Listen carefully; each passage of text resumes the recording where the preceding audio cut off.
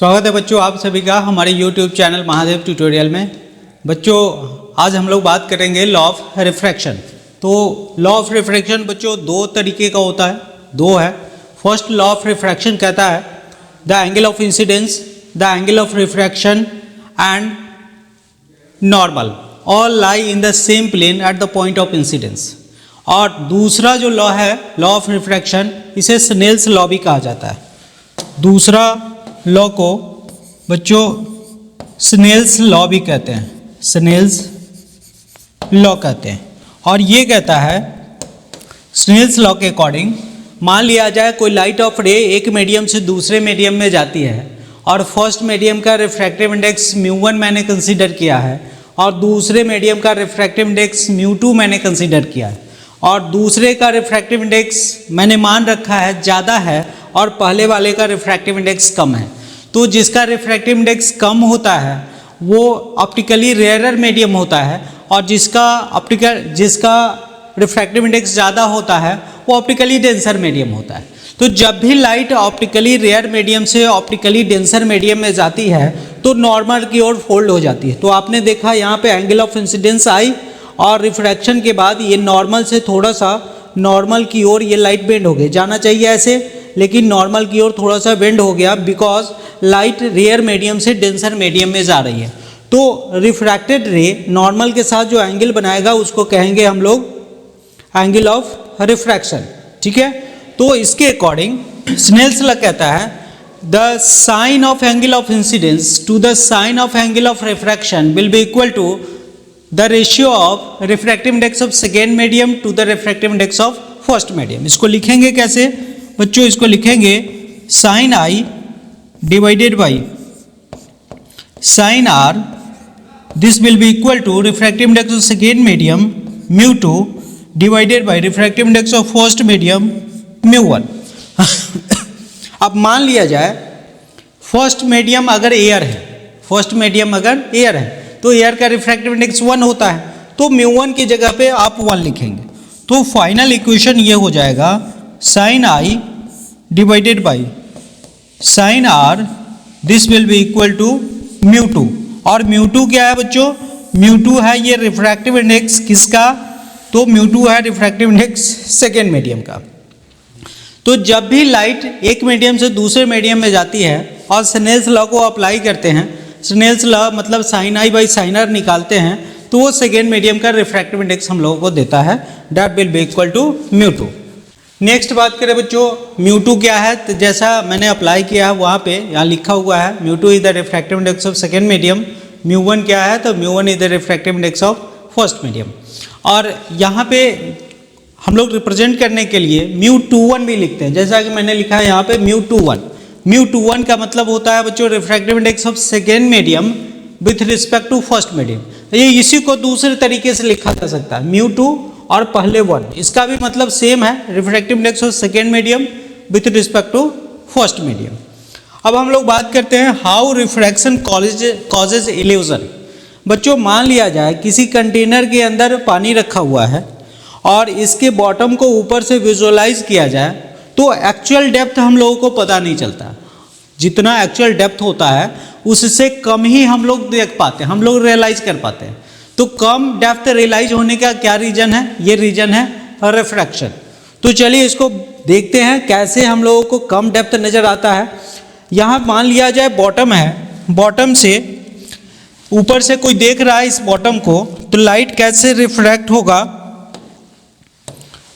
मान लिया जाए यहाँ से 2 लाइट रे मुझे लेना पड़ेगा, 2 लाइट रे मैं ले लूँ, एक लाइट रे ऐसे कुछ एंगल पे और दूसरा लाइट रे भी यहाँ से लेंगे और ये भी कुछ एंगल पे। यहाँ से जैसे ही एयर और वाटर सरफेस के कांटेक्ट पॉइंट पे आएगा बच्चों, तो यहाँ पे हो जाएगा, चूँकि लाइट वाटर से एयर में जा रहा है तो यहाँ पे हो जाएगा रिफ्रैक्शन, और डेंसर मीडियम से रेयर मीडियम में जा रहा है तो लाइट रे ऑलवेज बेंड हो जाएगा अवे फ्रॉम द नॉर्मल। तो पहले नॉर्मल बना लेते हैं यहाँ पे बच्चों, ये हो गया इसका नॉर्मल और ये हो गया इसका नॉर्मल। ठीक है, तो ये लाइट रे बच्चों अवे फ्रॉम द नॉर्मल ऐसे मूव करेगा और ये लाइट रे अवे फ्रॉम द नॉर्मल कुछ इस तरह से मूव करेगा। आप देख पा रहे हैं ये नॉर्मल से दूर फोल्ड कर गया।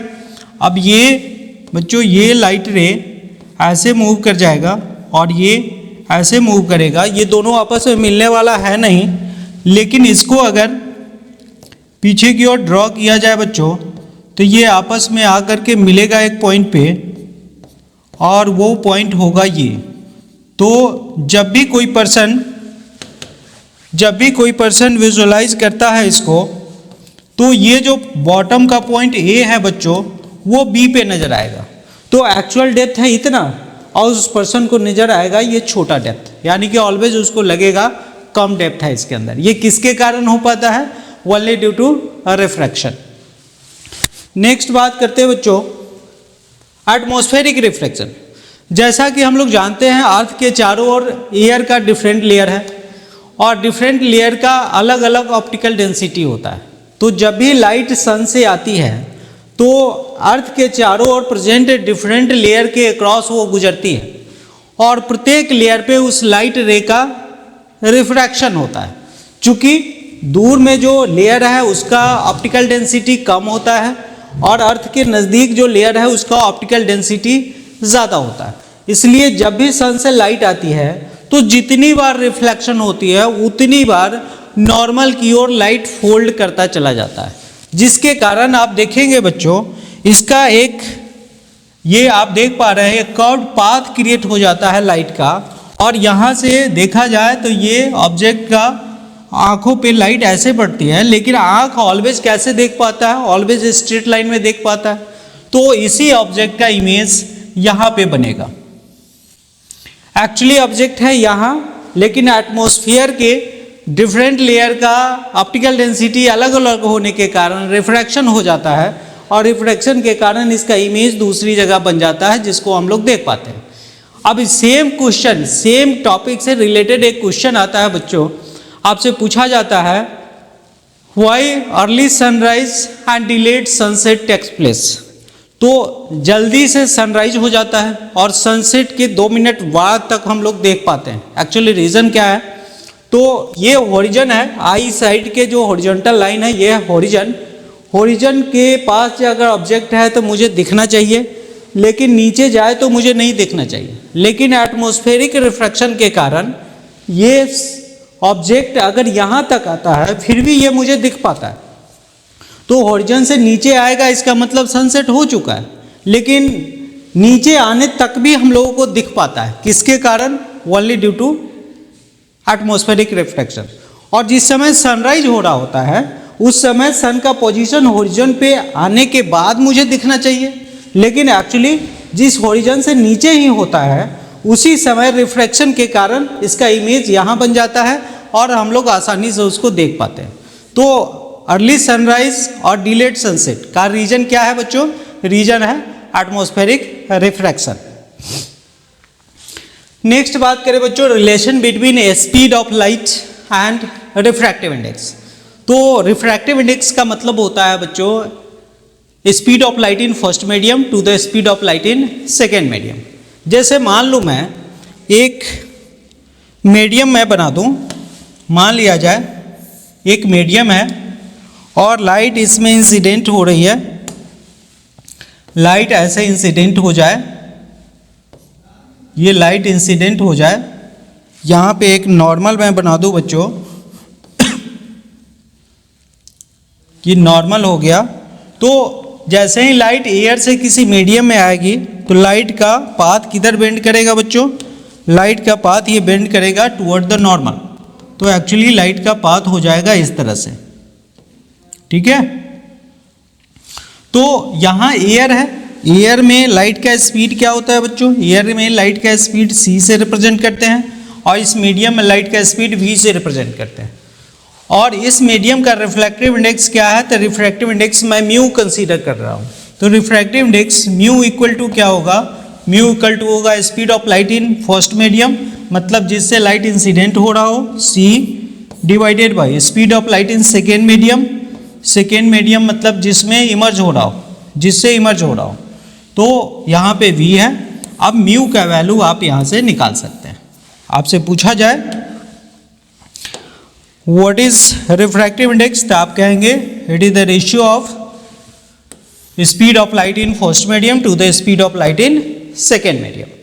अब speed of light in first medium अगर एयर के अलावे कुछ और है या वैक्यूम के अलावे कुछ और है तो उसका प्रॉपर स्पीड आपको दिया जाएगा।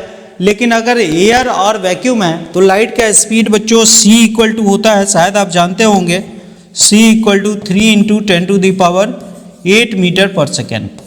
ठीक है, ये c का वैल्यू है और यहाँ से रिफ्रैक्टिव इंडेक्स निकाला जा सकता है अगर मीडियम का वेलोसिटी दिया हुआ है तो, या रिफ्रैक्टिव इंडेक्स दिया हुआ है तो उस मीडियम में लाइट का वेलोसिटी, लाइट का स्पीड निकाला जा सकता है। नेक्स्ट बात करें बच्चों स्पीड लाइट का सबसे ज़्यादा एयर में होता है, एयर और वैक्यूम में, उसके बाद वाटर में, उससे कम ग्लास में, सबसे कम डायमंड में। इसका कारण क्या है? सबसे कम रिफ्रैक्टिव इंडेक्स होता है एयर का, उसके बाद रिफ्रैक्टिव इंडेक्स होता है वाटर का, उसके बाद उससे थोड़ा सा ज़्यादा होता है ग्लास का और सबसे ज़्यादा होता है डायमंड का। तो अगर स्पीड की बात करें तो बच्चों स्पीड, लाइट का जो स्पीड होता है v equal to n lambda के बराबर होता है। एन क्या है? फ्रिक्वेंसी है, लेमडा क्या है? वेवलेंथ है। तो यहाँ पे स्पीड इन एयर की बात करूँ तो ये हो जाएगा एन लेमडा किसका? एयर का। अगर यहाँ पे बात करूँ तो ये एन हो गया फ्रिक्वेंसी और ये लेमडा किसका? लेमडा ये वाटर का। यहाँ मैं बात करूँ ये एन और लेमडा किसका? तो लाइट का वेवलेंथ इन ग्लास। और यहाँ मैं बात करूँ तो एन मतलब फ्रिक्वेंसी और लेमडा किस में? तो डायमंड में। ठीक है, लेकिन कंक्लूजन ये है बच्चों, किसी भी मीडियम में लाइट का फ्रिक्वेंसी चेंज नहीं होता लेकिन स्पीड तो चेंज होता है, और स्पीड का मतलब होता है product of frequency and wavelength. अगर फ्रीक्वेंसी चेंज नहीं होता तो निश्चित रूप से वेवलेंथ चेंज होता होगा। ग्रेजुअली हम लोग एयर से डायमंड की ओर जाते हैं तो ग्रेजुअली उसका स्पीड कम होता जा रहा है, इसका मतलब वेवलेंथ भी कम होता जा रहा होगा, वेवलेंथ भी कम होता है। तो फाइनल कंक्लूजन हम लोग ये बनाएंगे, अगर रिफ्रैक्टिव इंडेक्स बढ़ता है तो लाइट का वेवलेंथ भी कम होगा, लाइट का स्पीड कम होगा, स्पीड कम होगा तो वेवलेंथ भी कम होगा, बिकॉज स्पीड इक्वल टू होता है फ्रिक्वेंसी इंटू वेवलेंथ। फ्रीक्वेंसी कभी भी चेंज नहीं करता और वेलोसिटी चेंज करने के लिए वेवलेंथ को चेंज होना पड़ेगा। तो यहाँ पे वेवलेंथ का ऑर्डर हम लोग बना सकते हैं बच्चों। वेवलेंथ एयर में, लाइट का वेवलेंथ एयर में सबसे बड़ा होगा, फिर लाइट का वेवलेंथ वाटर में उससे कम होगा, फिर वेवलेंथ ग्लास में उससे कम होगा, सबसे कम वेवलेंथ होगा डायमंड में। तो ये बच्चों याद रखना है, एक ऑर्डर है ये वेवलेंथ का डिफरेंट मीडियम में। ठीक है, नेक्स्ट बात करते हैं, show that refractive index of second medium with respect to first medium equal to μ2/μ1। Refractive index of second medium with respect to first medium, this will be equal to refractive index of second medium divided by refractive index of first medium. तो इसके लिए क्या करते हैं, मेरे पास 3 figure है यहाँ पे आप देख सकते हैं। पहले वाले में लाइट एयर से एक मीडियम में आ रही है जिसमें वेलोसिटी v1 है और मीडियम m1 है। दूसरे फिगर में आप देख रहे हैं एयर से लाइट मीडियम 2 में आ रही है जिसका वेलोसिटी v2 है, मीडियम 2 है। और एक फिगर में फर्स्ट मीडियम 1 है और सेकेंड मीडियम 2 है। फर्स्ट में वेलोसिटी v1 और सेकेंड में वेलोसिटी v2।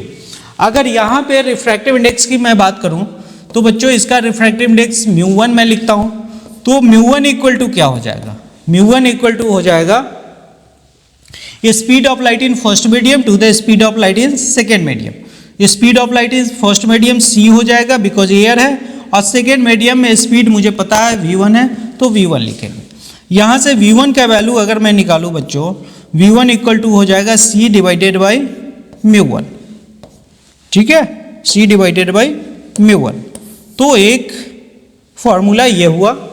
दूसरा, अगर यहाँ पे बात करें तो लाइट एयर से मीडियम 2 में आ रही है, इसका रिफ्रैक्टिव इंडेक्स मैं कंसीडर कर लेता हूँ μ2 है, तो μ2 इक्वल टू क्या होगा? इसके लिए लिखेंगे refractive index speed of light in first medium to the speed of light in second medium. तो इसमें स्पीड v2 है इसलिए v2 लिखेंगे। यहाँ से v2 का वैल्यू मैं निकालूँ बच्चों तो ये हो जाएगा speed of light in first medium divided by μ2। अब ये मेरे पास दूसरा फॉर्मूला हो गया। अब V1 और V2 मुझे पता चल चुका है। अब तीसरे फिगर के लिए अगर मैं रिफ्रैक्टिव इंडेक्स निकालूं तो इसका रिफ्रैक्टिव इंडेक्स बच्चों मैं मान रखा हूं, इसका रिफ्रैक्टिव इंडेक्स क्या है μ1 और इसका रिफ्रैक्टिव इंडेक्स क्या है μ2। तो यहाँ पे अगर मैं refractive index of second medium निकालूं, refractive index of second medium, तो refractive index of second medium with respect to first medium equal to क्या होगा, तो इसका मतलब होगा velocity of light in first medium to the velocity of light in second medium. तो first medium का velocity v1 है और सेकेंड मीडियम का वेलोसिटी v2 है। अब बच्चों यहाँ से v1 और v2 का वैल्यू मुझे उसमें पुट करना है। तो μ2 1 refractive index of second medium with respect to first medium equal to v1 का वैल्यू पुट करते हैं c by μ1, c divided by μ1 divided by v2 का वैल्यू क्या हो जाएगा c डिवाइडेड बाई μ2। और यहाँ पे अगर refractive index of 2 with respect to 1 मैं निकालूँ तो बच्चों ये इन्वर्स हो जाएगा नीचे वाला μ1 इंटू ये हो जाएगा μ2 बाई c, ये c से c क्रॉस आउट होगा और फाइनल इक्वेशन मेरा क्या बनने वाला है, तो फाइनल इक्वेशन मेरा बनने वाला है μ2 1 इक्वल टू ये μ2 बच गया refractive index of second medium divided by refractive index of first medium. तो ये बच्चों फाइनल इक्वेशन है हम लोगों का जो मुझे ड्राइव करना था। क्या ड्राइव करना था, तो refractive index of second medium with respect to first medium will be equal to refractive index of second medium divided by refractive index of first medium. तो ये फाइनल कंक्लूजन हम लोगों का निकल चुका है। नेक्स्ट बात करें बच्चों, show that refractive index of second medium to the first medium will be equal to inverse of refractive index of first medium to the second medium. अब इसका मतलब क्या है, इसका मतलब ये है जो अगर एक मीडियम से दूसरे मीडियम में लाइट आती है उसका रिफ्रैक्टिव इंडेक्स अगर पता हो तो दूसरे से पहले में जब लाइट जाएगी तो उसका रिफ्रैक्टिव इंडेक्स होगा inverse of refractive index of first case. जैसे मैं एक एग्जांपल लेके मैं बता दूं आपको बच्चों, ये मान लिया जाए एक मैं इंसिडेंस ले लेता हूं, इसमें लाइट इंसिडेंट हो रहा है एयर से, एक मीडियम से, एयर नहीं एक कोई और मीडियम ले लेते हैं, मीडियम 1 लेते हैं, मीडियम 2 ले लेते हैं। ये हो गया आपका मीडियम 1, ये हो गया मीडियम 2, ये मीडियम 1 हो गया और मीडियम 2 हो गया। तो यहाँ पे लाइट अगर इंसिडेंट हो जाए बच्चों मीडियम 1 से मीडियम 2 में, तो इसका रिफ्रैक्टिव मीडियम 2 का रिफ्रैक्टिव इंडेक्स ज़्यादा है, इसलिए लाइट नॉर्मल की ओर फोल्ड हो जाएगा यहाँ पे। अब लाइट की यहाँ पे क्या करें बच्चों, लाइट का इंसिडेंस का डायरेक्शन दिखा दें, ये इंसिडेंस है, ये रिफ्रैक्टेड रे है, और यहाँ पे लाइट अगर मैं इंसिडेंस करवा दूँ इस सेकेंड मीडियम से और सेकेंड मीडियम से फर्स्ट मीडियम में लाइट जाती है, ये नॉर्मल से दूर चला जाएगा क्योंकि ये डेंसर मीडियम से रेयर मीडियम में जा रही है। तो बच्चों यहाँ पर रिफ्रैक्टिव इंडेक्स अगर निकाला जाए तो इसका रिफ्रैक्टिव इंडेक्स अगर μ1 है तो इसका रिफ्रैक्टिव इंडेक्स हो जाएगा 1 बाई μ1। ठीक है, तो बिल्कुल इन्वर्स का रिलेशन है। मुझे प्रूफ करना है refractive index second medium to the first medium equal to 1 by refractive index of first medium to the second medium. हम लोग बात करेंगे for refraction at point P, for refraction